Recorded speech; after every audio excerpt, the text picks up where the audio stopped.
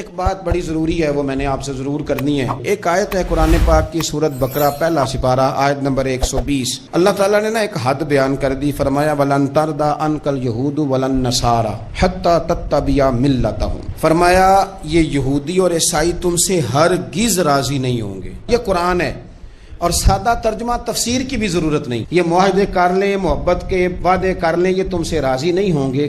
کب راضی ہوں گے؟ حتی تتبع ملتہم، یہاں تک کہ تم ان کے دین کی پیروی کرنے لگ جاؤ۔ معراج کی بات کرنے کا تو اب وقت آیا ہے، اس لیے کہ معراج کا سارا واقعہ تو مسجد اقصیٰ کے گرد گھومتا ہے۔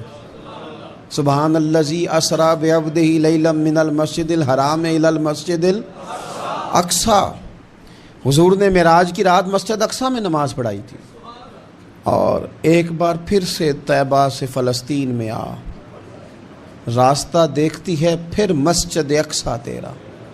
ایک بار حضور گئے تھے مکے سے مسجد اقصیٰ، اور پھر حضور فرماتے ہیں جب میں واپس گیا نا تو کفار نے جو کہ مسجد اقصیٰ دیکھی ہوئی تھی تو مجھ سے پوچھنا شروع کر دیا کہ مسجد اقصیٰ کی کھڑکیاں کتنی ہیں، دروازے کتنے ہیں، پلر کتنے ہیں۔ جب انہوں نے سوال جواب کیے تو حضور فرماتے ہیں کہ رب کریم نے مسجد اقصیٰ کو اٹھا کے میرے سامنے رکھ دیا۔ میں دیکھتا جاتا تھا، بتاتا جاتا تھا، کہہ لوں بات کر لوں۔ ایک دفعہ حضور مکے سے مسجد اقصیٰ آئے، اور ایک دفعہ مسجد اقصیٰ میرے نبی کی زیارت کے لیے مکے گئی، حضور کی زیارت کے لیے مکہ شریف گئی۔ او میرے نبی تو صرف کسی چیز کی طرف ایک دفعہ دیکھ لیں تو وہاں رحمت کے پھول کھلتے ہیں۔ مسجد اقصیٰ کی طرف منہ کر کے 17 مہینے میرے نبی نے نماز پڑھی ہے۔ مسلمانوں پتہ ہی کوئی نہیں، ہماری خبریں ہی اور ہیں، ہمارا درد ہی اور ہے، ہمیں پتہ ہی نہیں بم کہاں برس رہے ہیں، ہمیں یہ خبر ہی نہیں۔ اور میں اس دور میں تقریریں کر رہا ہوں جہاں سوتوں کو جگانا نہیں پڑتا، جاگتوں کو جگانا پڑتا ہے۔ سیانے لوگوں کو سمجھانا ہمارے ذمہ لگ گیا، کیا کریں؟ اس قوم کو سکھانا پڑتا ہے جسے پتہ سارا ہے، لیکن جان بوجھ کے آنکھیں ہماری بند ہیں۔ یہ مولوی کو بات کرتا تو لوگ کہتے دیکھو مولوی گالی دیتا ہے، لیکن اگر قائد اعظم محمد علی جناح کہے کہ اسرائیل امریکہ کی ناجائز اولاد ہے تو پھر تو تمہیں ہضم کر لینا چاہیے نا، پھر تو لبرل کو بھی ہضم ہونا چاہیے نا کہ قائد اعظم نے کہا ہے، اور اس ناجائز بچے کو تم نے اتنی طاقتیں دے دی کہ وہ مسلمانوں کے قبلہ اول میں نماز پڑھنے والوں کو بھی نہ بخشے۔ کہاں گئی تمہاری وہ انسانی حقوق کی بڑی بڑی تنظیمیں، کدھر گئی؟ اور میرا پاکستانی میڈیا سے بھی سوال ہے، چند دن پہلے سیالکوٹ میں ایک واقعہ ہوا، ناانصافی ہو گئی ناانصافی ہو گئی ایک بی بی کے ساتھ۔ ہر بندے نے شور مچایا، بڑے بڑے طوفان اٹھتے ہیں، کیوں ہوا جی کیوں ہوا؟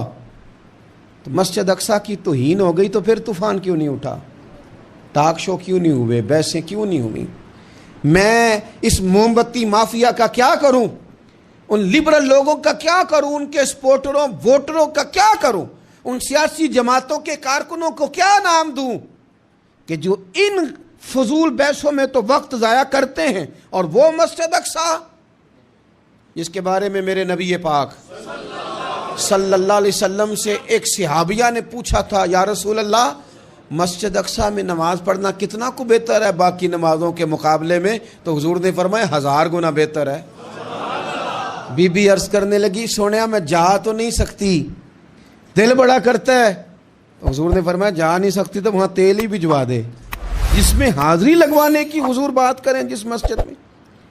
اور نبی پاک علیہ السلام نے فرمایا خاص کر کے سفر کرنا ہوا تو 3 مسجدوں کے لیے کرنا، ایک مسجد حرام بیت اللہ کے لیے، ایک مسجد نبوی کے لیے، اور تیسرا مسجد اقصیٰ کے لیے۔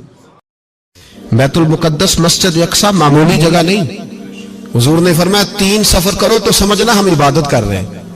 کون کون سے؟ فرمایا اگر بیت اللہ جاؤ تو عبادت سمجھ کے جانا، مسجد نبوی کی طرف جاؤ تو عبادت ہے، اور مسجد اقصیٰ کی طرف جاؤ تو یہ بھی عبادت ہے۔ اور فرمایا مسجد اقصیٰ میں جس نے ایک نماز پڑھی اسے 25,000 نمازوں کا ثواب ملے گا۔ اور میرے رسول پاک نے یہ وہ مسجد ہے جس کے ساتھ معراج شریف جڑا ہوا ہے۔ قرآن پاک نے کہا کہ اس مسجد میں سبحان الذی اسریٰ بعبدہ لیلا من المسجد الحرام الی المسجد الاقصیٰ۔ مسلمانوں قرآن کہتا ہے کہ تمہارے معراج کی شان رسول پاک کی مسجد اقصیٰ سے جڑی ہے۔ جس محبوب کو رب معراج کرائے تو مسجد اقصی میں لا کے کرائے. وہ جگہ معمولی جگہ ہے، وہ معمولی جگہ ہے. مسجد اقصی نبی پاک نے وہاں نبیوں کی امامت کرائی. 17 مہینے اس مسجد کی طرف منہ کر کے تیرے اور میرے رسول نے نمازیں پڑھی. چھوٹی جگہ ہے اور پوری دنیا کا مسلمان اسے چاہیے شرم سے گڑ جائے. ایک امریکہ کا صدر بول کے کہتا ہے کہ اسرائیل کو اجازت ہے اسے دارالحکومت بنائے، اور مسلمان حکمران بیان دے رہے ہیں ظالموں لٹیرو، تم اپنی سیاستیں چمکانے کے لیے پہلے ایک دوسرے کو گالیاں دیتے ہو، پھر اکٹھے بیٹھ جاتے ہو نمبرنگ کرنے کے لیے. تم دین کے اس مسئلے میں سارے اکٹھے کیوں نہیں بیٹھے؟